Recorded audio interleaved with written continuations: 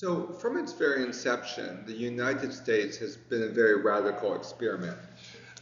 It was formed, and this may be unique in the history of the world. I'm not saying sure. I'd have to do more research, but the United States was formed not so much based on a culture or religion or a distinct people group, but based on an idea, or it might be more fair to say an ecosystem of ideas. Um, and I mean, the low hanging fruit in identifying this is just the self-evident truths, so-called self-evident truths embodied in the Declaration and then later in the Constitution.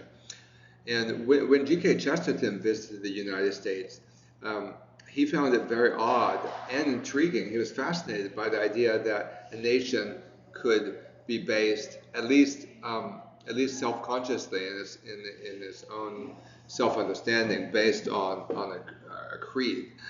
And he found many examples of how Americans, in their self-understanding, believed that their country was, to a large part, based on ideas, and that ideas would hold the nation together when other nations were looking to more organic ties or or power structures or share cultures, share religion or race. Other nations look to those things to give themselves cohesion. And he found it very odd and unique and fascinating that America was held together based on ideas. Central to this ecosystem of ideas that formed American self-understanding is, of course, the ideas about equality and liberty. These abstract ideals were very much at the forefront in forming America's self-understanding and in justifying um, a revolutionary war, in addition to the more practical considerations. But what did the founders mean by ideas of equality and liberty? And of course, this is a huge subject. People have done entire multiple PhD theses on it. But when you look at all of this literature, it becomes very interesting that to a large part, um, they felt that over time they would have to tease out what this actually meant in practice. What does it mean to be a free people, for that all men are created equal, and so forth? There was a sense that even at its inception, this would have to be teased out, and that there was no clear consensus. There was not even a clear philosophical consensus, let alone at the level of application. And we see the founding fathers being okay with that. We see Madison, for example, arguing in the Federalist Papers that conflicting ideas and debate will produce maximal good over time. So there was a kind of can-do mentality. We'll figure this all out as we go along. So we began without a very clear agreement on very central questions like what is liberty? And you have rival visions. You had the Federalists versus the Anti-Federalists, the Jeffersonians versus the Hamiltonians. Later, you had the pro-slavery faction and the abolitionists. Um, and all of these political disputes had at their core very central philosophical questions about what do we stand for as a country? What does it mean to be free? And there was a lot of faith in the American system that truth and consensus will emerge. And so many central questions were just punted down the road to be figured out later. Um, the most obvious being slavery, but also the balance between state and federal power, um, And other questions as well that emerged out of the broader Enlightenment environment, like can the state be value neutral? Or um, it seems like a good idea to say that the state should be value neutral. That was a very much an 18th century um, idea. But then also, don't we want the state to promote virtue? If the state is value neutral, then where does virtue come in? Public virtue. Can you have a democracy without virtuous citizens? And what role does the state play in promoting virtue? What role does religion play? What's the relationship between the state and religion, or between the federal government and religion? So these were all questions that were punted down the road, and that there wasn't a clear consensus on. And it wasn't just that they were punted down the road, but that initially, even embedded within the American experience, even before there was America, even in the colonial era, there was a variety of competing impulses and contradictions and inconsistencies. Like the Pilgrims and other settlers often came to the country for religious freedom, only to use their colony to censure competing forms of religious freedom. This was the irony of the Plymouth Bay experiment. And then of course, you had the ideals of liberty and equality, but this didn't extend to people of color. So there were all these contradictions. Or again, there was a very much an anti-imperial tone in the early rhetoric around the founding of America, and also to justify a break with Britain. But then America came to have a strong empire itself, and during the time of Teddy Roosevelt and the Spanish-American War, and really ever since, it's like, okay, well, let's be an empire, although that wasn't necessarily the language that was used. So there's all these contradictions. You had the imperial impulse, but also coexisting with anti-empirical rhetoric while we're engaging in wars of territorial expansion on the mainland and abroad, conquering like the Philippines, Cuba for a while, the numerous territories that we still have today, as well as wars on the mainland to expand the domestic space to what it is today. So another point of tension is that there's kind of been this national culture of being very pragmatic and having an impatience with abstractions and with ideas, and yet America is also founded on the ecosystem of ideas. Our self-conscious understanding of ourselves is based on, to large parts, on ideas, and yet there's also a kind of impatience, and this emerges maybe if you've spent time in France or parts of Europe, and then you come back, you can see how pragmatic the Americans are. And in many ways, we're like the man in Hemingway's novel, The Old Man and the Sea, who keeps telling himself to just stop thinking. There's been a really sort of can-do mentality, like, and a flexibility about how we can adapt and change our principles to the changing dynamics. We admire the war leaders like Andrew Jackson and General MacArthur, who just go out and get things done.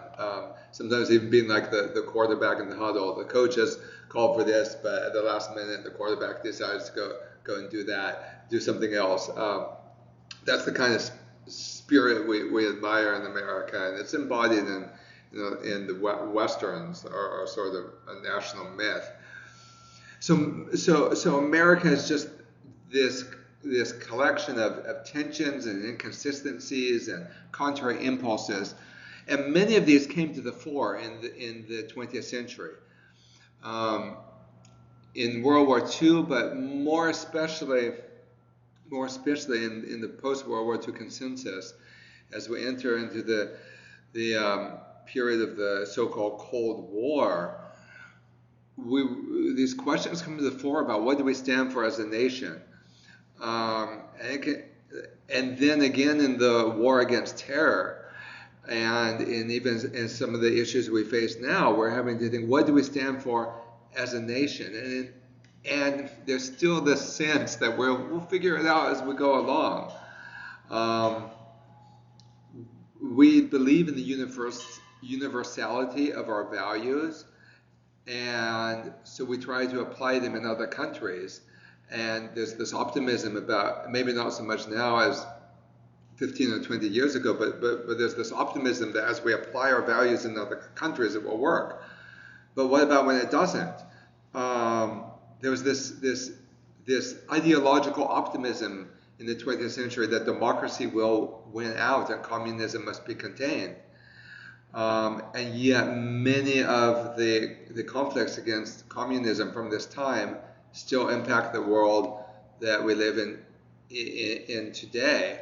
And then there's the questions about how far can the ideological war against communism extend in the domestic space. So in the 50s, you began to have questions about, is it okay to limit liberty in the interest of censoring pro-communist ideas? I know I'm getting ahead of ourselves. I want to walk through all the events leading up to the Cold War, but just wanted to give you a big picture of how a lot of these questions that were never resolved at the founding of America started to come to the fore in the Cold War period. Again, there's the question of liberty. What does it mean to be free? First, liberty was to not be defined by tradition or family ancestry. And then we fought a war, the Civil War, to kind of prove that liberty meant not being defined by your race. But then there was a rebellious youth culture that kind of emerged in the 60s that would want to take these questions even further.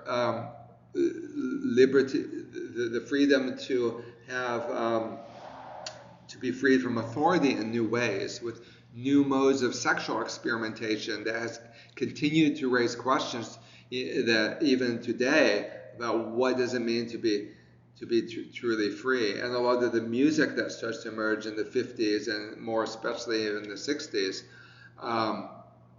play with some of these questions in a very visceral way. So to help me wrestle with these questions and how they would play out in 20th century American history, I'm going to ask my friend Jay to come over here. Say hello to everyone, Jay. Hello. Jay is a Korean American. He moved over here when he was 11, and he kept an interest in the Far East and American history and the origins of some of the conflicts that we have now, because the conflicts in the 20th century with China, with communism, with the Korean War has really impacted the state of affairs that we have in the world today in many regions. Mm-hmm. So he's going to help me understand all of this. Yep, my pleasure. Yeah. Do you have any introductory observations about some of the questions I've been wrestling with here? Yeah, so I think the United States being this nation of ideas and creed and very optimistic and idealistic nation, I think that's very much on point. But I would also, venture far as to say there were other experiments in European history, as you know, say more of a religious movement, Protestant Reformation and 30-year War and all that stuff. A lot of the huge changes that happened, which is upstream of American experiment. So, for example, during the Hussite Wars, there were many different variants of Christianity, quote unquote, which some people went nude because they thought, oh yeah, everybody should be naked. I think that however, that's like coming off of a much more older tradition of religious background, whereas what you were mentioning, this is very much an enlightenment experiment, and I 100% agree with that. And I think that founders also had deep concern about order versus liberty, and that challenge is seen because Article of Confederation is a very lightweight document, and then Constitution is very much of a process oriented. Hey, let's bind our nation together kind of document. So yeah, I think that you can kind of see it in evolution of it. So a lot of these questions about what we stand for as a nation, the meaning of liberty, would it be fair to say that a lot of this comes to the fore in the 20th century, in the post-war era? Yeah, I think so, especially because now you have many different groups of people come from different parts of the world. There were a lot of Chinese who helped build the railroad, but and also a lot of Japanese in Hawaii. I mean, they were kind of periphery, but and also Irish. A lot of Irish, a lot of Italians, a lot of Germans. All these people coming in now suddenly becomes no longer an experiment. It's a life or life or death thing. You have and you have all these different ideas. You have Catholics from Ireland. You have different variants of Protestants coming over from the continent. That's right. You have Chinese Yeah. would coming and working on the railroad. They have their own different ideas. That's right. But then America starts interacting on the world scene with conflicts that are ideological. These conflicts are more than purely ideological, but not less. And so at this time of great ideological diversity in America, we're also having there's these new international questions that are forcing us to think about what we stand for as a nation. Right. So can you help me understand how this unfolds in the post-war era? Yeah, so when we say post-war, you mean World War II? Post-World War II. Right. So I think that post-World War II is sort of like a resetting of pieces, because up to that point there were a lot of colonial powers, European colonial, American, and Japanese as well. And at that point, America wasn't, up until World War II, America, well, I mean, even though it had its like productive capacity and so on and so forth, no one really thought how much of a productive, capacity America had. And really, people only felt America being a superpower, I think, around World War II. And World War One was kind of preview, and it was, I would say, also an ideological war for at least for Americans, because why support French and English versus Germans? There was really no good firm grounding on it, but I think that World War II was the first time where America could say, "Hey, we fought in the right side of history," and so on and so forth. And I think to kind of circle back on your idea about pragmatic versus ideological, at the end of World War II, we see America, who the Soviets were their allies at the end of World War II, and they helped in this enormous conflict, and now they have to say, okay, what do we need to do to set this new world order? And one thing that we see is the Marshall Plan, which is I would say very enlightened idea to, okay, they're defeated, there's huge amount of destruction everywhere in Europe. We need to bring them up so that there's no more conflict in Europe. I think that's at least a very enlightened thing. So we have this enlightened Marshall Plan. We're going to make the world safe for democracy.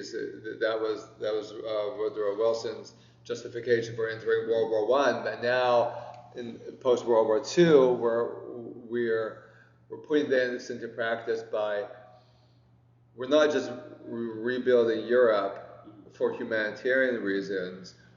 We're bringing Europe, in some sense, into the American hegemony. I mean, there's bases. I used to live in Germany, and we saw bases that we've never left, and throughout Western Europe as well, coming within. Maybe this is an exaggeration, but in some extent within the American sphere of influence. Certainly the world of democracy and so forth. But then you have kind of the antitype to this happening in the East with the Soviets. That's right. Yeah, I mean, Soviets. The Eastern Front during World War II is just replete with examples of total destruction of Eastern European countries. To their benefit, Soviets saw that we can't just, completely wipe out, whole swaths of countries. We need their help in the new order, right? So what they actually did is they did rebuild a lot of things. In some places, like in Hungary, which became a Soviet satellite, they rebuilt a lot of older old town buildings that were destroyed during the war. So there's a balance here, and of course, they're not doing it obviously only for preservation of history or anything like that. They're doing it out of their own self-interest as well. And what was Russia's, or now the Soviet? What was the Soviets' agenda in the post-World War II settlement? I think what they wanted is, after the Yalta Conference, this was before the World War II, ended. So, Allies and Soviets come to an agreement about sort of like where their sphere of influence is. There were a lot of uncertainty about how far does that sphere of influence extend, but there's a general agreement about it in the Yalta Conference. And what I think Soviets wanted is generally, and this is not to like as an apologist for communism or Soviets or whatever, but they generally wanted a buffer zone between them and sort of like Soviet core, Russian core, Moscow, right? Because on the west of Moscow is all pretty much grasslands and so forth. Yeah. So there's no natural geographical barriers to protect. That's right. Moscow. That's right. I mean, and it's unfortunate for people living in that area, but you also have to think: are we gonna now get everybody who's speaking Polish to speak Russian? And the answer is, it's gonna be very difficult. So then, how do we do it? Well, let's create a a military pact that became Warsaw Pact, and that enrolled a lot of these satellite states. And they went with, okay, well, let's have puppet governments that kind of pull in the same direction. And that was by force. That was by force, for sure, yeah. To gobbling up Eastern Europe into the Soviet sphere of influence. Oh yeah. So that would be Poland, Hungary, Romania, Czechoslovakia. Latvia, Lithuania, Estonia. I mean, those three countries were already part of the Soviet Empire before, because during the World War II they kind of got gobbled up. But yeah, a lot of those countries became the satellite countries, and of course East Germany, and in some ways some states fared better than others in the Soviet sphere. So for example, East Germany got a lot of aid from Russia. Because they were sort of the bulwark. They were right up against West Germany. We need to get the best stuff there. We need to, make sure that East Germans are comfortable enough so they don't just hop the fence, and go to West Germany. And they had to do a lot of those things. And I think that that's very obvious, from sort of like what happened toward the end of Cold War, where East German economy. And a lot of economists have looked at this information, could not have existed on its own without enormous, subsidies and help from the rest of the Soviet sphere. So it was it's a very interesting dynamic in that regard. Hmm. So communism spreads through Eastern Europe through these satellite states that come under Soviet quote unquote protection. Um, but that's not the only place where that's not the only part of the world where communism is spreading, right? Mm-hmm. Yeah. I mean, so after 1945, so August in East Asia, August 15th is like, you'll see many countries, they celebrate their Independence Day in August 15th. Okay. And that's when the Japanese surrendered and picked up and left. Or that's when they started to demobilize. The Japanese having expanded Yeah. their own empire during World War II. That's right. They were, after dropping of nuclear weapons in Nagasaki and Hiroshima, and then the invasion of the Manchuria by the Soviets, Japanese high command, the Japanese emperor actually decided, okay, let's surrender, and then make sure that things are done in an orderly fashion. Okay, Yeah. so Japan withdraws from all the lands that they had occupied. That's right. During the World War II era, Yeah. and in some cases even before World War II. That's right. Before the World War II era, and this creates a vacuum that the Soviets exploit, just as they were doing something similar in Western Europe. So we'll walk us through this big picture. Yeah. So Soviets in particular, but communism and communists in general. So now 1945, right before Japanese surrender in China. So we'll start in China because that's a big ticket item. The Chinese had this what's called the United Front between the nationalists and the Chinese Communist Party that fought alongside each other in an uneasy truce against the Japanese. Because prior to the United Front, Chiang Kai-shek was the generalissimo, or the leader of the Nationalist Party in China, almost had the Chinese Communists cornered into one province, Shaanxi.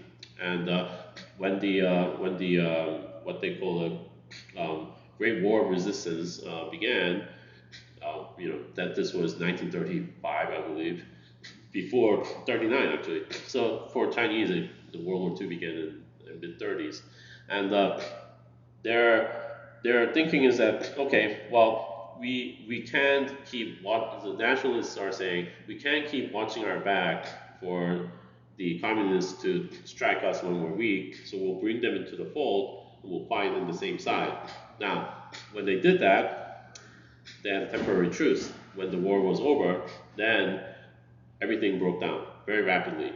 So the Soviets came in to Manchuria, which is in the northeast corner of China and Far East Russia, effectively.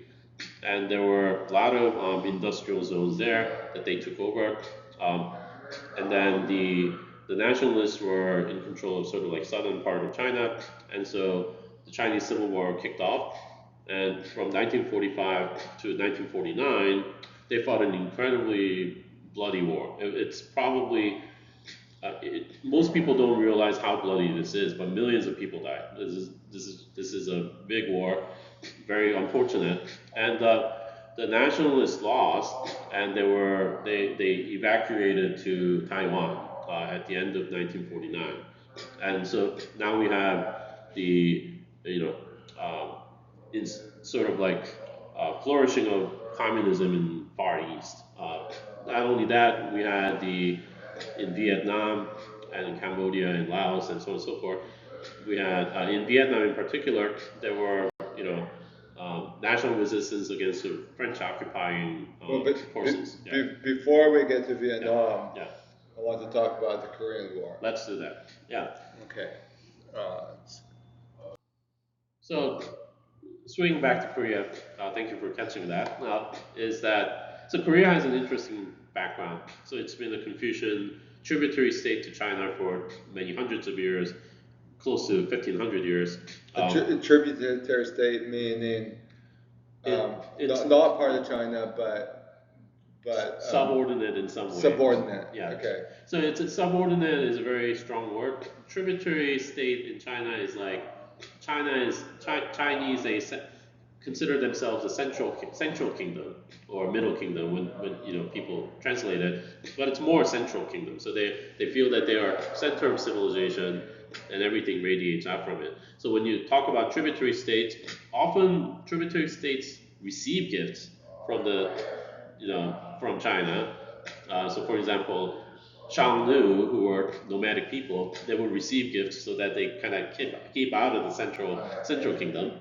For Koreans, it was more of a trade relationship, but the king of Korea is supposed to recognize the emperor of China as his superior. Okay. And so it's like a brother relationship, like, oh, you're my older brother, you know better, that kind of thing. That's very paternalistic. It's a very different concept than say tributary, where you kind of like give up all your rights and so on and so forth. Okay, so Korea has this Yeah. this relationship with China Yeah. For centuries. Yeah, that's right. And so it then had around 1600, the Japanese, they consolidated their power. They ended these warlord era where a lot of these little daimyos all around the country were raising up their own army and fighting, effectively a national scale civil war. So in Japan. Japan, yeah. So this is called the Sengoku Jidai era or warlord era. And when this ended, and there was a unifier in Japan by name of Toyotomi Hideyoshi, he decided, okay, we need to send all these people that are ready for war to conquer Asia. And so around middle of 1600s, he started a series of war called the Imjin War, or the Japanese invasion of Korea, and so this was like a first attempt at imperial expansion. Japan trying to conquer Asia, beginning with Korea. That's right. And so prior to that, there was this relationship where Japan was sort of like a junior partner in this sort of tributary relationship. So, but what if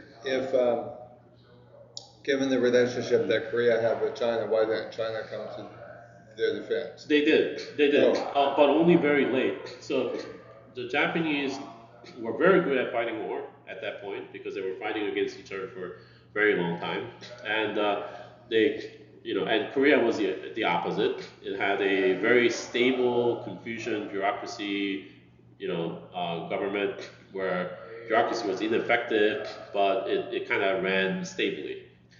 And so there was no land war that Koreans fought for, close to a century by that point, whereas Japanese were fighting for a century. So the war on the land was very one-sided, and so they kind of pushed all the way through, and it was, combined effort of the Chinese army that was mobilized much later in the war, along with sort of like this very almost mythical heroic figure by the name of Yi Sun-shin, who created basically his own navy to fight the Japanese to prevent resupplying. So long story short, that war is kind of prelude to imperial ambition of Japan, and later on, after the end of that, after that first expansion failed, Japan closed in on themselves, an extended period of isolation, and then 150 years, and then they tried again. So after Japanese Meiji restoration, what it is a imperial like restoration, meaning that the emperor is at the center of sort of like where the power comes from, as opposed to shogun or kanpaku, which is the sort of like regent. Japanese became very optimistic about their future in terms of modernizing, and they said, okay, we need to follow Western examples and expand and have colonial empire. So this was around 1880s, after Admiral Perry came and said, okay, we got to open your markets. gunboat diplomacy. It was sort of like a technological shock that opened that whole like floodgate. And the after that point, around 1880s, 1890s, Korea came under serious, great power competition between China, Russia, and Japan. So it was sort of like the strategic area because Russia didn't have a Far Eastern port that was all year round. It's like a warm port. So they needed a warm port, deep water, warm water port. China always considered Korea to be part of its sort of extended suzerainty, and then Japan wanted Korea as a springboard for Oh, imperial expansion. So it's not very good for the Koreans. no, yeah, it's very very tough. So during that period, a couple things happened, which is the Russo-Japanese War, where for whatever reason, I don't remember the exact reason for the war starting, but it has to do with Japanese wanting to expand and then Russians wanting to keep their concession in part of Korea that was theirs or something to that effect. And so that war happened. Japanese surprised the world by destroying the Russian, Pacific Fleet, and in fact down to a ship, which is, unheard of up to that point. And Japanese were operating out of their own home turf, and so they were able to deal a crippling blow to Russians, and so that knocked Russia out of the equation.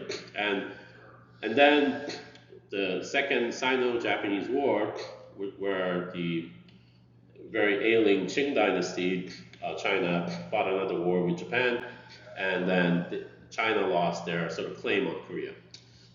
Around that time, there was this movement in Korea for modernizing, and trying to join the world community. And in fact, Korea did send its delegate to League of Nations, complaining about this or that. And a lot of these things are in the teens, but that's a very like short-lived thing. They were a delegate of the Japanese Empire because they were not really like their own like entity at that point. So 1890s is when Japanese influenced Korean, sort of like nascent movement got really popular to modernize and so on and so forth. And then after right before the Japanese annexation, through sort of this influence, Korea lost its sovereignty and then became annexed into, and then there was an official annexation treaty and became like part of Japanese Empire around 1908. Okay, Yeah, so 19 teens. so before World War II, Korea is part of the Japanese Empire. They're an oppressed nation. So when the Japanese Empire is broken up at the end of World War II, Yeah. what happens to Korea? Right. So what's interesting is that there were about a few million Japanese living there. They had to all move back to Japan, so they were immediately told, "Hey, like you can't stay here anymore." Same goes for Manchuria, but particular to Korea, Manchuria being just north of Korea. Yeah. Manchuria is now like returned to China, and so what happened was there was supposed to be this temporary, caretaker government in the north and caretaker government in the south that's going to kind of see to, order and, and so on and so forth. And so the Russians are supposed to take care of everything north of 38th parallel, and then the Americans are supposed to set things right south of 38th parallel. That line was drawn by some lieutenant colonel, and that's his contribution to history. Wow. That was American lieutenant colonel, but I'm sure someone would have drawn that line. So it's not like blame doesn't lie with that lieutenant colonel. He's just a functionary told to where do you divide it? Because Korea doesn't have a natural north-south divide where you can kind of say, oh well, this is where this is where the cultures are different. That wasn't like that at all. Unlike say Italy, where northern Italy and southern Italy is very different. Yeah. So when that happened, it created a So, the Americans were fine with the North being part of the Soviet sphere of influence? well, for the time being, because they were told that there will be a nationwide election, and that both sides will abide by the nationwide election. It's just the sort of like, let's keep peace and order in these places. Okay. It's just that it was an administrative division. That's right. Okay. Yeah, and so we don't really know whether Americans and Soviets really thought there were going to be a national election or not, or whether they, cynically thought, okay, well, we got to draw a line somewhere, and this is like our sphere from this point on. We don't really know. A lot of documents are not, really available. But what we do know is that it brought in, each side brought in their own people. So Soviets brought in Kim Il Sung, who was a independence fighter that was based out of Manchuria, that was supported by Soviet Union during the Japanese, during World War II actually. So Korean independence fighters were there in Manchuria, kind of doing guerrilla warfare against the Japanese, and then the South was the Americans brought in Syngman Lee, or Lee Syngman, who is a Harvard-educated Korean Presbyterian actually, and brought him in when and so kind of now stage is set for this like microcosm of like Cold War conflict. Okay. So how it fits into big picture of Cold War is that this is start of where Americans started to think about domino theory. This wasn't where it started, but this was around that time where it's like a test of the principle of containment. That's right. We need to, if this falls, then we're going to have all the other countries in the area, fall into, communism as well. They were worried that Japan would be next, and so on and so forth. And so, Will it fall into communism or fall into the Soviet sphere of influence, or both? Both. So, are the two pretty much equivalent? At the time, Americans thought so. Okay. Yeah, because they weren't thinking about what Chinese were going to do, because China wasn't really big in their mind at that point during the 50s.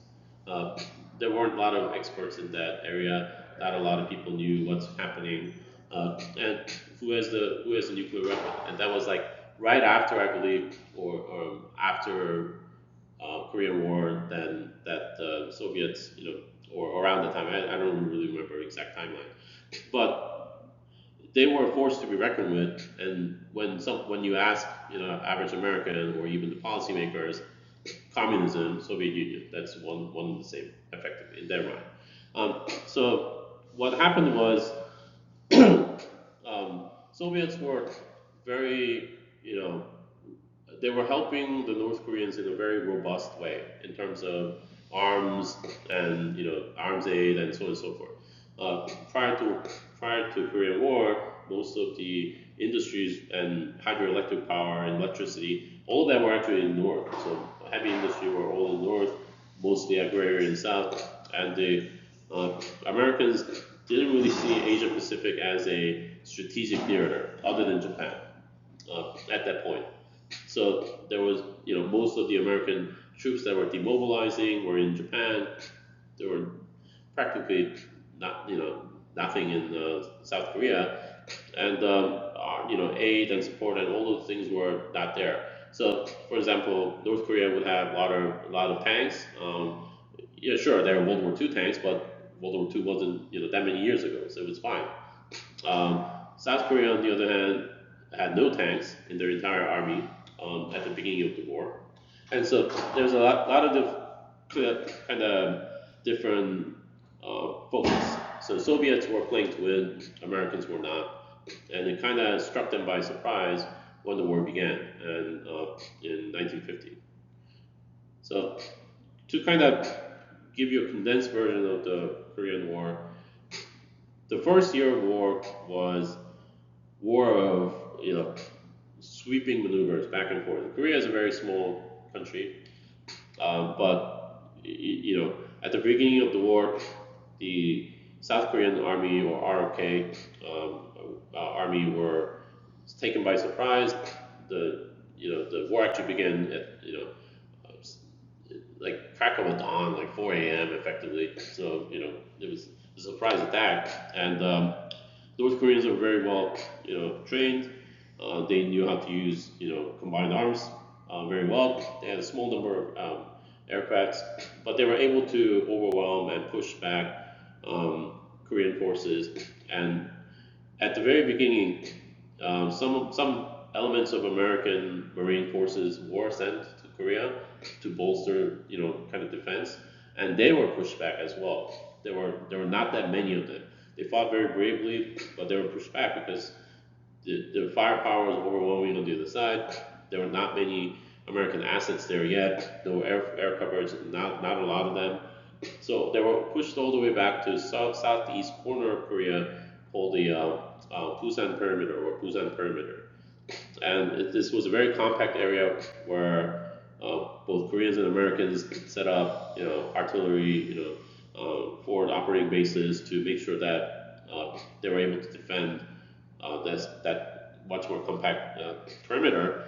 And then General MacArthur thought of, okay, how do we break this stalemate? Because they were kind of fighting in that perimeter for a few weeks now, and this is still 1950. And so MacArthur thought, okay, we'll do a landing right to the west of the capital, South Korea, Seoul, and then cut the enemy off. And so this was actually a very smart thing to do, and it achieved exactly what MacArthur intended to do. He had a lot of support from U.S. government at the time to kind of do as he will. And then war then changed in favor of the Allies, the Koreans, the Americans, the British, the Canadians. I mean, there were a dozen, 2 dozen countries that kind of came together. This was one of the only war to date, I believe, where UN came together. Obviously, Soviets, they vetoed it, but UN came together and said there's something wrong here when you do. The Gulf War was like that, right? That's Gulf War was like that's right. The first Gulf War, yeah. Yeah. It was only one of the few, then I should say. Yeah. So walk us through big picture. Yeah. How it all pans out. Yeah. So the war drags on for another 2 years, but at the end of the first year, the Allied forces push all the way back to the northmost corner of northern Korea, the Yalu River. And this is the geographical boundary between Korea and China.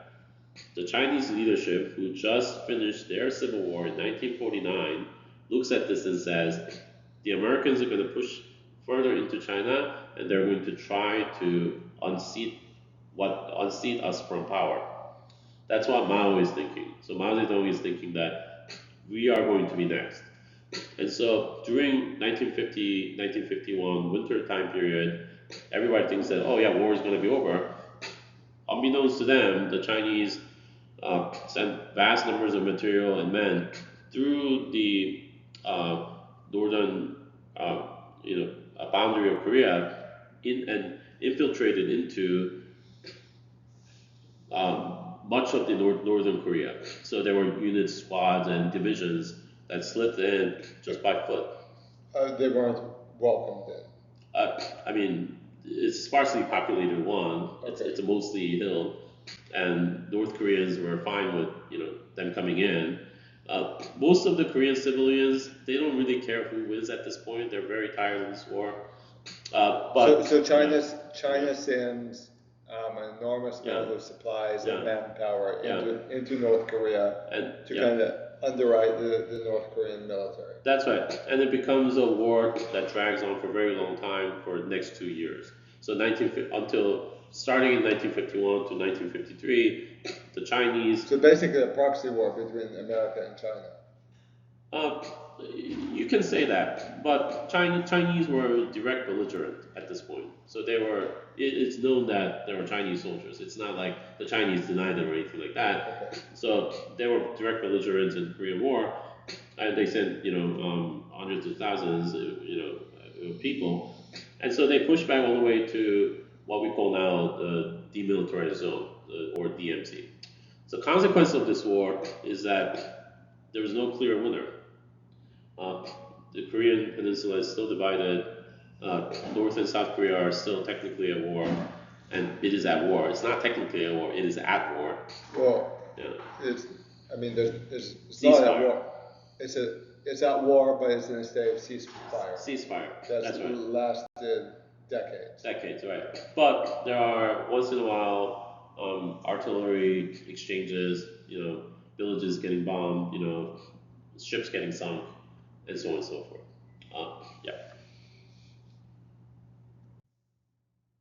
So the end of Korean War had a very interesting ripple effect throughout the Cold War. So one is that the West has learned that it needs to have a united front.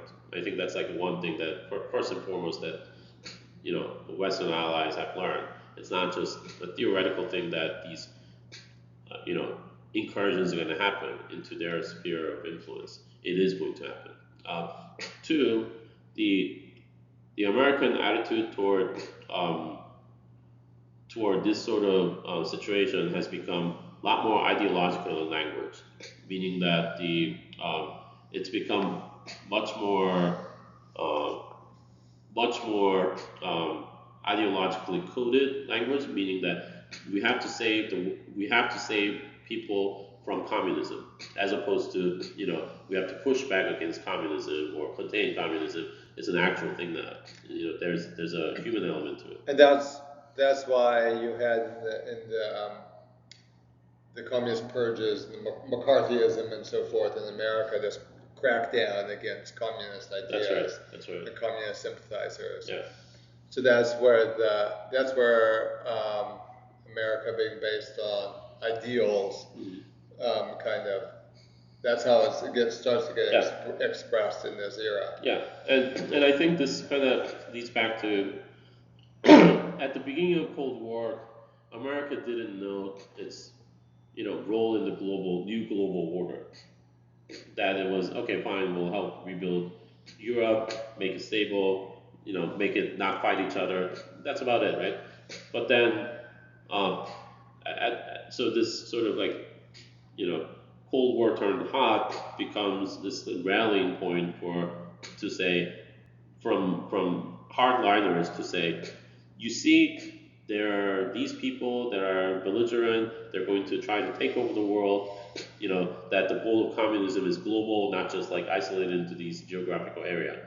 And so that kind of is good and bad for America, in that one, the aggressions are real, but two, a lot of these conflicts are locally oriented. So, for example, later you'll talk about Vietnam, but that's very much a nationalist movement. Yeah, it has communist flags around it, but it's very much a anti-colonial anti-colonial movement extended into sort of modern era. So just give us a short and skinny on Vietnam. Just a quick big picture of Vietnam, and then how this all affects the Cold War in general going through the latter half of the 20th century. Yeah. So the Americans kind of got into Vietnam, quite by fumbling into it. So the French, they wanted to hold on to their colonial empire. They fought this very long Indochina War, and they were defeated by the Vietnamese. And then Americans got involved. They started to get more and more involved, and they supported this very unpopular government in the South, Vietnam. Yeah, when you say get involved, in what? Initially as a military advisors. In the French Vietnamese conflict? Very very light involvement during the French and Vietnamese conflict, being like logistic support and things like that. And then later, when the French pulled out, there was a power vacuum, and the country is split into two. There was this. This is post World War II. That's right. This is long, a decade after World War II, and now you have South Vietnamese government, which is very unpopular. It's very corrupt. Northern Vietnamese government, very nationalistic, but also communist. And so what happened is that Americans see communism as a global thing. It's an international movement, and they're all trying to overthrow every legitimate democratic government everywhere. And it is an international movement. That's what makes it different from fascism. That's right. But in these cases, in Far East Asia or Southeast Asia, South America, and so on and so forth, the people gravitated toward communists because they offered, in many ways what existing order did not. Like post-colonial governments were very ineffective, so they turned to communists. Or there was no national. It was more pragmatic. Yeah, less ideological, more pragmatic. That's right. Like the communists are going to help us. That's right. And in fact, a lot of these countries, like for example, Ho Chi Minh. Initially, Ho Chi Minh, who's the leader of Vietnam, North Vietnam, initially reached out to America for support. They were saying, actually, he admired George Washington quite a bit, as a fellow sort of like guerrilla warfare, who was fighting this like global superpower at the time, right? So there was a lot of these missed opportunity because America was far more ideological at the time when these overtures were being made, and so this is the greatest like historical what ifs. But that's what it ended up being. So our involvement in Vietnam becomes a disaster. Yeah. We move into this Cold War era with the Soviets, where there's increasing threat of nuclear escalation. Yeah. And in a sense, we've been living in the shadow of that ever since. That's right. Of course. The world is very different now, but a lot of what we deal with today can be traced back to that. But I don't want to get too far ahead of ourselves chronologically.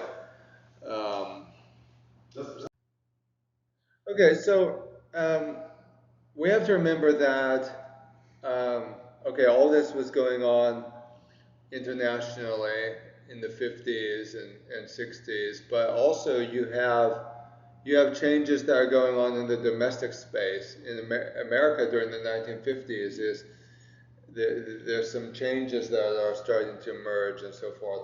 What do we see going on in America then? Yeah, so a lot of it is,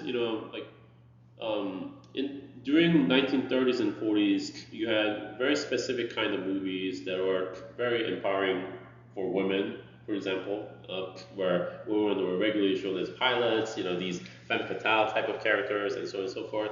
During the 1950s, you see much more kind of toning down of that kind of influence, because they were seeing that as sort of like aberration during the World War II, or in the worst case, this is like communist stuff. A lot of the writers in the Hollywood, were very sympathetic to communism, but not all of them. So there was a lot of tension between sort of like, how do we entertain people? So there were a lot of musicals, MGM musicals being one of them. I quite enjoyed a lot of them. Fred Astaire being one of the better, dancers, and so a lot of like light-hearted entertainment. So there's no longer these like, serious topic movies, film noirs and things like that, moving into much more lighthearted. The 50s are more lighthearted. Yeah. And even though the 50s is the kind of the birth of rock music, the rock music was very lighthearted and happy, right? Oh, that's right. Yeah. Splish splash, I was taking the bath. Yeah. And Elvis again, his career started in the late mid or late 50s, and he's you know he's a very interesting figure. But more broadly, I think that there's a lot of influence from sort of like black music, jazz that was quite popular during 30s and 40s, now kind of becoming more mainstream during the 50s through these rock musics and so on and so forth, and doo-wops and things of the nature, which is not rock, but it's lighthearted and it's kind of sugary, pop music, right? But yeah, but at the same, even though there's this lightheartedness in the 50s, would it be safe to say that the new youth culture and the music is starting to maybe push back against some of the conventions and some of the seeds of what would later burst out into some of the turbulence of the 60s. That's right. I mean, so going back to Elvis, he was criticized for being too sexual in his dances, like moving his hips, back and forth, and so on and so forth. So there was a lot of stuff like that, a lot of claims of indecency on the new sort of like these kind of music. And later in the sort of like mid Cold War period, you have the Beatles, which is great, and they were innovative in their own right in terms of like what kind of theme and music that they played. And you see these like mass culture now expanding because television wasn't a big thing in the 40s. Now it became big during 50s and 60s, and so the consumption of music changed. It used to be that music was sort of like playing second fiddle to movies, or there are orchestral plays or whatever, or there are these like moving pictures, Scopitones or whatever that you would look at this like in a vaudeville kind of place. But these things now became much more mainstreamed when TV came along. So yeah, I mean it's very interesting. Yeah. So there's the threat of nuclear war, but there's also this kind of affluence and optimism in the 50s. That's right. It's short-lived, though. We go into the 60s, and that's the era of Vietnam and so forth. Yeah. We don't have time to go into all of that now, but what happened in the United States culturally and socially and politically during the 60s, and how the Vietnam War affected the younger generation at home, affected veterans coming back home. That's all something for another conversation. But I've been thinking a lot about the 50s, and earlier this week I put on the camera and recorded me playing a song from the 50s, Splish Splash. I was taking a bath. It needs some more work with the rhythm and so forth, but I'm just going to do it like in this video by sharing the recording that I did the other day of this number one hit in the 50s. Of course, I'm doing my piano arrangement of it, but it'll still give you a feel. So, but thank you so much for coming and talking. Absolutely. This has been great, and I'm sure we'll have many future conversations. Yeah. Thank you. Okay. Splish splash, I was having a bath. All about Saturday night. I rubbed up, just relaxing in the tub, thinking things were alright.